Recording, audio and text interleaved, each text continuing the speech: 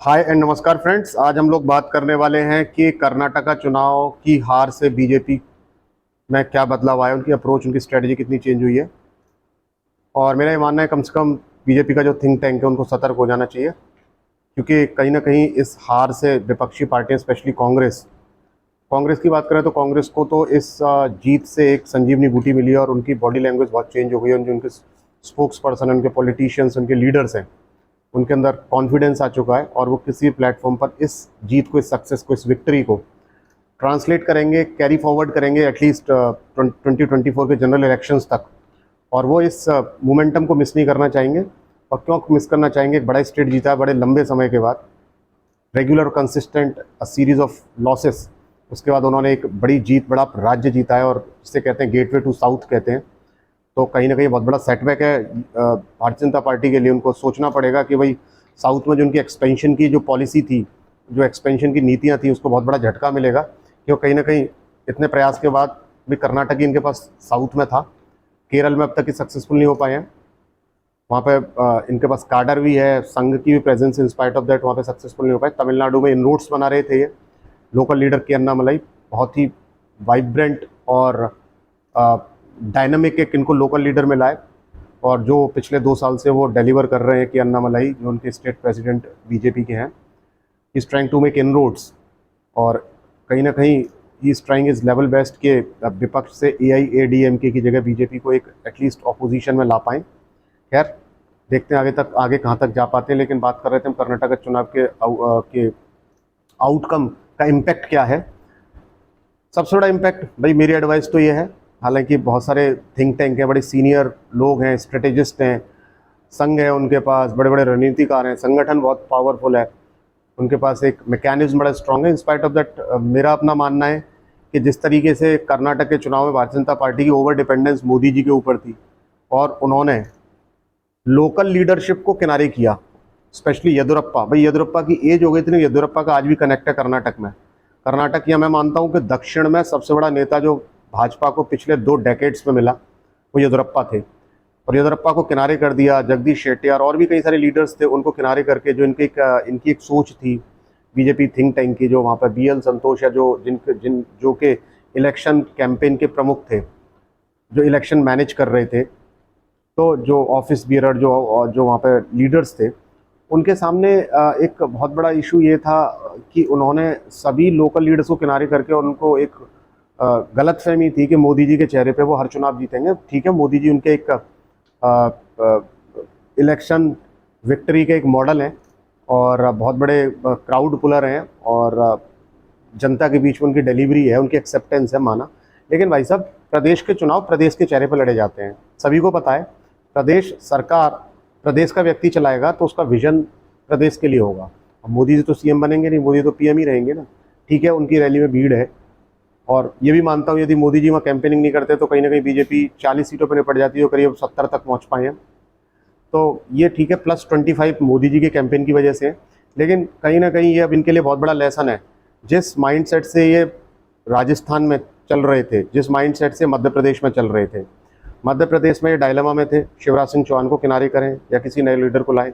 अब इनको कांग्रेस से सीखने की ज़रूरत है, किस तरीके से कांग्रेस ने 2 स्टेट लीडर्स के 2 धड़े जो थे, तो स्टॉलवर्ट थे, जिसमें DK शिव कुमार और सिद्धारमैया, इन दोनों को उन्होंने मैनेज किया, दोनों के रोल्स और प्रोफाइल डिफाइन किए और दोनों को सक्सेस के अंदर शामिल किया। और दोनों के एफर्ट्स, दोनों के कोऑर्डिनेशन की वजह से एक इतनी ग्रैंड सक्सेस कांग्रेस पार्टी को कर्नाटक के चुनाव में मिली। लेकिन मुझे दिखता नहीं कि राजस्थान में कांग्रेस ऐसा कर पाएगी, कांग्रेस नहीं मैनेज कर पाएगी वहाँ पर गहलोत को और पायलट को, क्योंकि कहीं ना कहीं उनके बीच में कोई रिकॉन्सिलेशन होता हुआ नहीं दिखाई देता है। इसी तरीके से जो पिछले 4 या 5 साल से हम देख रहे थे, बीजेपी कहीं ना कहीं वसुंधरा राजे को साइडलाइन करने की कोशिश कर रही थी। कभी पूनिया को आगे कर देते थे, कभी गजेंद्र सिंह शेखावत को आगे किया। लेकिन जो पॉलिटिकल नर्व्स है राजस्थान की, वो ये कहती है कि वो बहुत जल्दी नेता नहीं बदलते, they don't easily switch over there sides. वो नेता के साथ लंबा टाइम स्पेंड करने में बिलीव करते हैं, जैसे भैरव सिंह शेखावत का टाइम है, या गहलोत का टाइम है, या वसुंधरा का टाइम है। वसुंधरा वहाँ की सर्वमान्य नेता हैं, ये इसमें कोई दो राय वाली बात नहीं है। राजस्थान के अंदर आज भी मैं मान के चलूंगा कि वसुंधरा मतलब बीजेपी, बीजेपी मतलब वसुंधरा, कम से कम राजस्थान के अंदर। यदि ये किसी गलतफहमी में है कि वसुंधरा राजे को किनारे करके और एक किसी अननोन चेहरे पे या बिना चेहरे के चुनाव लड़ते हैं तो बहुत मुश्किल होगा। और इस स्थिति में कर्नाटक के बाद यदि ये राजस्थान हारते हैं या कांग्रेस राजस्थान रिटेन करती है तो इनका जो इलेक्शन का मोमेंटम है वो डीरेल हो जाएगा 2024 से पहले। मेरा एनालिसिस ये कहता है कि कंबाइंड टीम बनाइए, चेहरा वसुंधरा को रखिए और वसुंधरा जी के नेतृत्व में आप चुनाव लड़िए। पक्की बात है आप चुनाव जीतेंगे, वो अच्छी तरीके से जीतेंगे। क्योंकि आप पहले उठा के देख लीजिए, पुराना आपके पास ट्रैक होगा, पुराने रिकॉर्ड होंगे। जब जब वहाँ से कांग्रेस पार्टी चुनाव हार के सत्ता से बाहर होती है, बहुत बुरी तरीके से चुनाव हारती है, और जब जब बीजेपी बाहर होती है, कांग्रेस आती है, बीजेपी की हार उतनी बुरी नहीं होती। पिछले बार भी वसुंधरा राजे जब चुनाव हारी थी, लेकिन बीजेपी 75 से ऊपर सीटें लेके आई थी। लेकिन जब गहलोत साहब 2013 में आ रहे तो उनकी 20-22 सीटें आई थी। सुपड़ा साफ होता है। और यदि आप क्योंकि कहीं ना कहीं भाई ट्रस्ट है, राजस्थान की जनता को वसुंधरा राजे पर ट्रस्ट है, जो उन्होंने डिलीवर किया है, जो उनका कनेक्ट है, जो उनकी सोशल और उनकी पॉलिटिकल इक्वेशन वहाँ की जनता से है। मैं यही नहीं कह रहा कि मोदी जी चुनाव नहीं जिता पाएंगे, अगेन आई डोंट चैलेंज, लेकिन मैं ये कह रहा हूँ कि भैया वसुंधरा जी को लेके चलिए, वसुंधरा जी को आगे करिए। वसुंधरा जी ही चुनाव जिताने के सबसे बड़ा मंत्र है आपके पास राजस्थान के अंदर। मध्य प्रदेश टफ लग रहा है, टफ बैटल है आने वाले टाइम में बीजेपी के लिए। अभी उनको करीब अभी यहाँ से 4 या 5 महीने में अपने सारी प्रॉब्लम्स, अपने लूप होल्स को उसकी ओवरहॉलिंग करें, उसको पूरी तरीके से डायग्नोस करें, उसको डायग्नोस करने के बाद करेक्ट करें।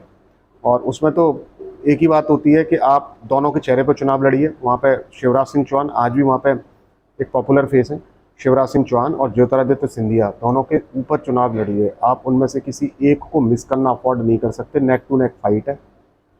यदि आपको 2 स्टेट, और बड़ी स्पष्ट बात है, आप 2 स्टेट यदि आप जीत लेते हैं तो आपका एक मोमेंटम 2024 का बन जाएगा। और आपका जो टेम्पो होता है ना चुनाव जीतने का, you will have that right tempo and you will go with right mindset. तो ये बहुत बड़ा और अहम बात है, इसको थिंक टैंक इग्नोर ना करे। कहीं ना कहीं उनको इस तरीके की रणनीति बननी चाहिए। और ये सबसे बड़ी सीख भारतीय जनता पार्टी का थिंक टैंक और जो इनकी केंद्रीय कमेटी है वो ले सकती है कि राजस्थान मध्य प्रदेश के चुनाव में कैसे जाया जाए। बात करते हैं छत्तीसगढ़ की। छत्तीसगढ़ में मुझे दिखता नहीं, कोई संभावना नहीं दिखती कि छत्तीसगढ़ में कांग्रेस को आप हटा पाएंगे। छत्तीसगढ़ में भूपेश बघेल की पोजीशन बड़ी स्ट्रांग है। और वर्तमान परिस्थिति में आज जब इलेक्शन से करीब 5 महीने पहले, क्योंकि चुनाव नवंबर एंड दिसंबर में होने वाले हैं, तो अभी मैं 5 महीने पहले जो बात कर रहा हूँ, Bhupesh Baghel is very strong contender. वो इनकम्बेंट बहुत पावरफुल है, लगता नहीं वहाँ पे आप ज़्यादा कुछ करने को रहा है, क्योंकि वहाँ पे आपने रमन सिंह के बाद कोई दूसरी सेकंड लाइन लीडरशिप तैयार नहीं करी। हाँ, झारखंड की बात करते हैं तो झारखंड में बीजेपी के पास चांसेस हैं। झारखंड में बहुत एजिटेशन है जनता में लोकल गवर्नमेंट के अगेंस्ट। तो झारखंड में बस पॉसिबिलिटीज़ बनती है, यदि आप ढंग से अपना इलेक्शन मैनेज करें तो झारखंड एक बार आप जीत सकते हैं। राजस्थान वसुंधरा के साथ आप जीत जाएंगे। एमपी में स्थिति टफ है, टाइट है, नेक टू नेक है। आपकी टॉप लीडरशिप है जिसमें शिवराज सिंह चौहान है, ज्योतिरादित्य सिंधिया हैं, कैलाश विजयवर्गीय हैं। इन लोगों को आप मैनेज करिए, आपस में ना लड़ें।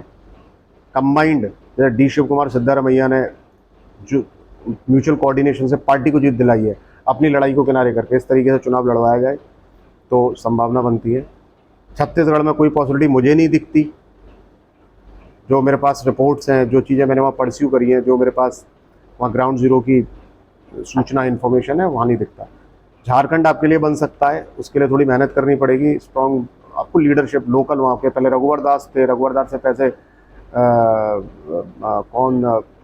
मुंडा साहब थे, उनको आपको लाइन अप करके उनके चेहरे पे चुनाव लड़ना पड़ेगा। तभी आप अपनी कर्नाटक में हुई हार से कुछ सबक लेके आगे के इलेक्शंस को प्रॉपरली लड़ सकते हैं। ओवर डिपेंडेंसी मोदी जी पर कम करनी पड़ेगी, लोकल लीडरशिप को इन्वॉल्व करना पड़ेगा। और कुछ एक फैक्टर्स की वजह से आप कुछ नेताओं को किनारे कर देते हैं, जैसे येदियुरप्पा जी के साथ आपने कर्नाटक में किया। इस तरीके की कोशिश बिल्कुल ना करें। लोकल लीडर का लोकल कनेक्ट होता है, लोकल कनेक्ट आपको पे करता है आपको इलेक्शंस में।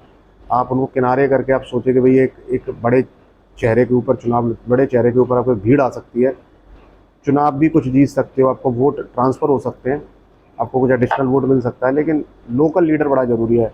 लोकल लीडर के ऊपर आपको बैट करना पड़ेगा, तभी आप आगे जाके जीत पाएंगे। This is all from my side. I hope you would like my opinion and I would like that कि आप इसको सब्सक्राइब करें, शेयर करें, कमेंट करें, जिससे कि आगे मैं ऐसे अपडेट करता रहूँ।